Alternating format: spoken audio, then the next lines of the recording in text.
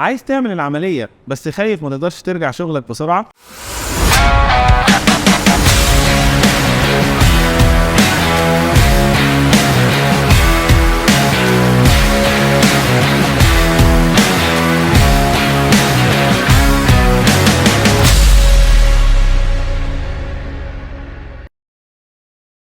كل عمليات التصحيح بالليزر سواء ليزك، فيمتو سمايل، مدة التعافي من العملية بتكون يوم راحة فقط، وهو يوم إجراء العملية، وده بنحتاج نرتاح فيه وناخد القطرات المطلوبة مننا بانتظام، والمريض بيصحى تاني يوم وبيقدر يمارس حياته بشكل طبيعي جدا، وكمان المرضى يقدروا يرجعوا شغلهم أو يسافروا بدون أي قيود. كل المطلوب بعد كده بيكون شوية محاذير أو تعليمات للمريض بيلتزم بيها الأسبوع الأول من العملية لحماية العين حتى تمام الشفاء.